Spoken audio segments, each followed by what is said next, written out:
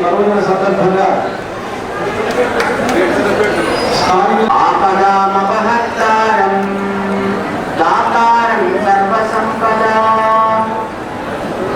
లోకాభిరామం శ్రీరామం భూయో భూయో నమామ్యహం. జై శ్రీమన్నారాయణ.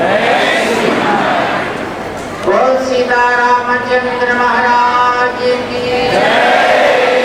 पवन सुत हनुमान की जय. रामानुज स्वामी जी महाराज की जय. समस्त भक्त वृंद की जय. प्रिय भगवत बंधुलारा, మానవ జాతికి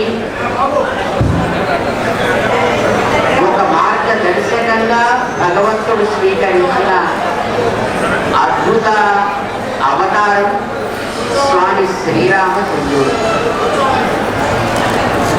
భగవంతుడు అన్ని ప్రాణుల్లో, అన్ని వస్తువుల్లో, అన్ని ప్రాంతాలలో ఉంటాడు. ఇది వేదం చెప్పింది. ఏ ఏ ప్రాణుల్లో ఎక్కడెక్కడ ఎలా ఉంటాడు అనేది అవతారాలు సూచిస్తాయి. జంతువుల్లో ఉంటాడు, మనుషుల్లో ఉంటాడు, చెట్లలో ఉంటాడు, రాళ్లల్లో ఉంటాడు, జలాల్లో ఉంటాడు. ఆయన లేని చోటు లేదు. జలాల్లో ఉంటాడనడానికి ఉత్తర భారతంలో పుష్కరం అనే క్షేత్రం ఉంది. అక్కడ జలరూపిగానే ఉంటాడు నారాయణ. చెట్లలో ఉంటాడు అని చూపించడానికి నైమిష అరణ్యము, అక్కడ స్వామి వనరూపిగానే ఉంటాడు. చిన్ని రాళ్లలో కూడా ఉంటాడనడానికి ముఖ్య క్షేత్రంలో నేపాల్ దేశంలో ఉంది. ఇప్పుడు అది సాలగ్రామము అని పేరు దానికి. ఆ క్షేత్రంలో ఉంటాడు. మహాపర్వతాల్లో ఉంటాడు అని చెప్పడానికి హిమాలయాల్లో బదరికాశ్రమం అనే ప్రాంతంలో బదరీనాథుడిగా ఉంటాడు. జల జంతువులుగా తాను ఉంటాడనడానికి చేపగా రూపాన్ని ధరించాడు. నేల మీద నీటిలో కూడా ఉంటాడు అని చెప్పటానికి కూర్మ రూపాన్ని ధరించాడు. నేల మీద నింగిలోనూ ఉంటాడు అని చూపించడానికి పక్షిగా అవతరించాడు. క్రూర మృగాలుగా ఉంటాను అని చూపించడానికి నరసింహం అయ్యాడు. ఆయన ధరించని రూపం లేదు.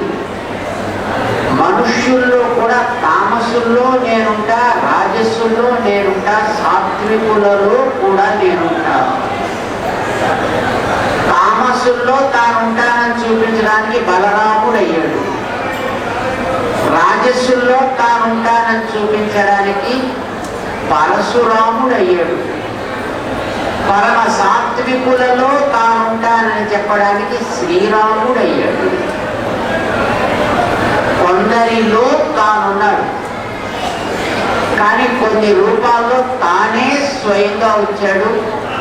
అలా తానే స్వయంగా వచ్చిన రూపాల్లో మానవుడై వచ్చిన రూపం మన శ్రీరామచంద్రుడు. చాలా మంది మీరందరూ కూడా రామచంద్రుడు దేవుడేనా? అవునా కాదా? కానీ నేను కాదు అన్నాడు ఆయన. దేవతలంతా వచ్చి భవాన్ నారాయణ దేవ, భగవన్ నువ్వు స్వయాన క్షీరసాగరంలో ఉండే శ్రీమన్నారాయణుడు అయా, మేమే కోరాం నిన్ను, మా కోసం వచ్చి మనిషిగా పుట్టి ఈ రాక్షసుల సంహారం చేయి అని అడిగాము. దశరథుడు పుత్రకామేష్టి యాగం చేసే సందర్భంలో దాన్ని నువ్వు విన్నావు, అనుగ్రహించావు. మమ్మల్ని అందరినీ వానర రూపాల్లో అనేక మందిని అవతరింప చేయమని ఆదేశించావు. నువ్వు స్వయంగా దశరథుడి గర్భాన రాముడి వైపు పుట్టావా? అంచేత నువ్వు స్వయంగా భగవంతుడువా? మాతా సీతమ్మ, నేను నన్ను మనిషిగానే భావిస్తున్నాను. మాకు నాన్నగారు ఉన్నారు, మాకు అమ్మగారు ఉన్నారు, మాకు ఊరుంది, పేరుంది. అందుచేత నేను ఆత్మానం మానుషం మన్యే రామం దశరథ ఆత్మజం.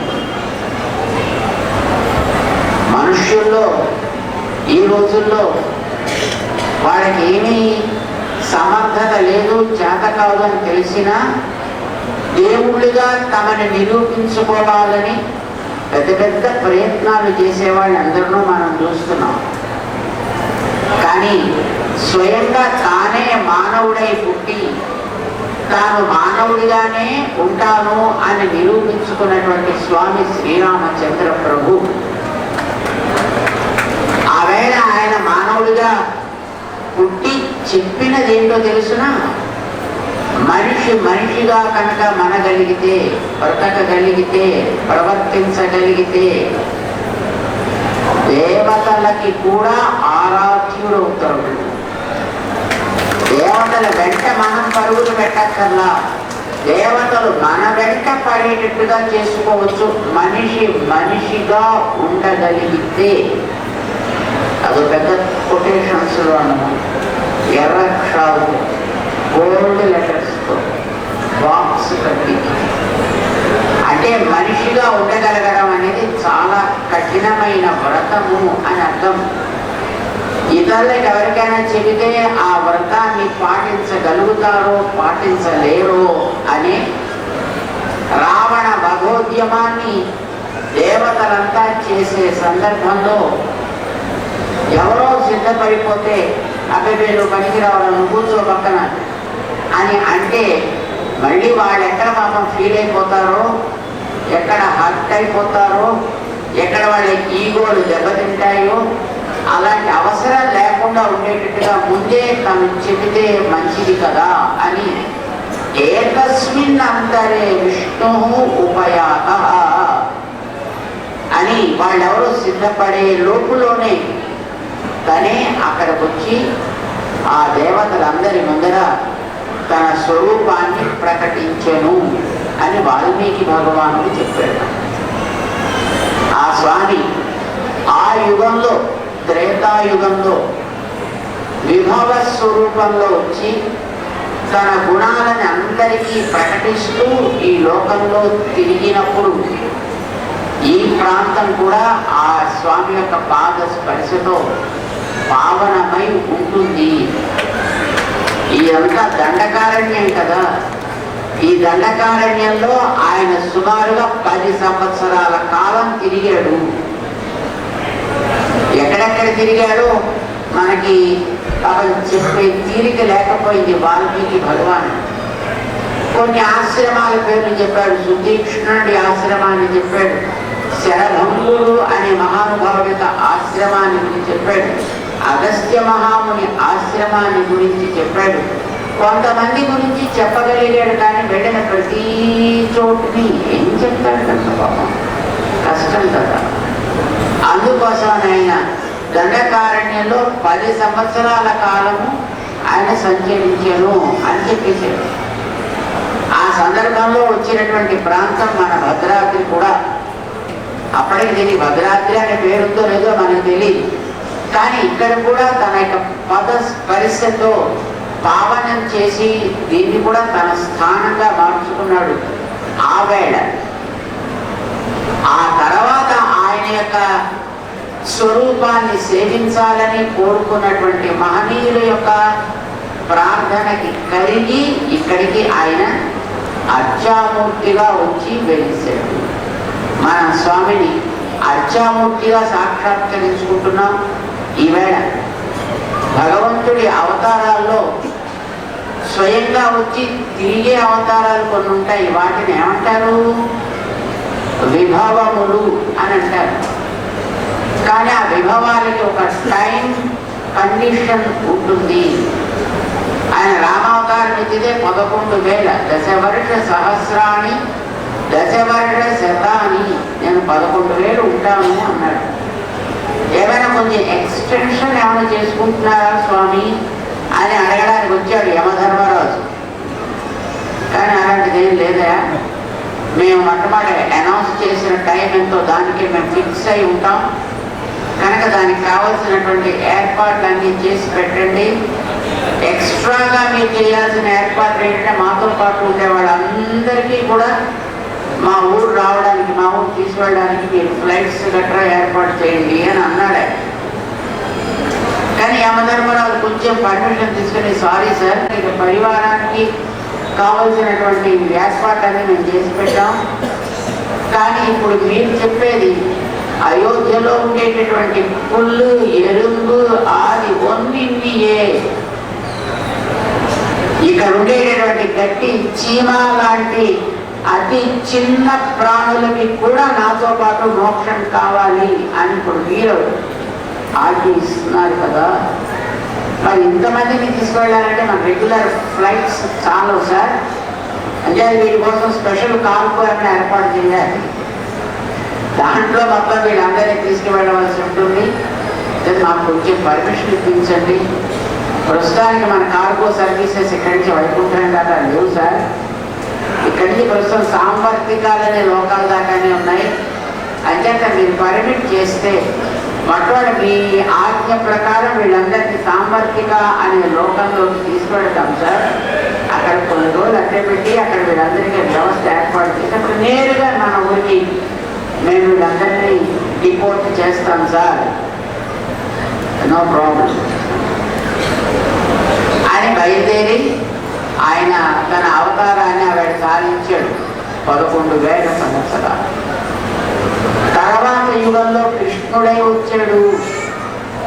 కానీ అప్పుడు కూడా ఒక సమయ నియమాన్ని పెట్టుకున్నాడు ఆయన.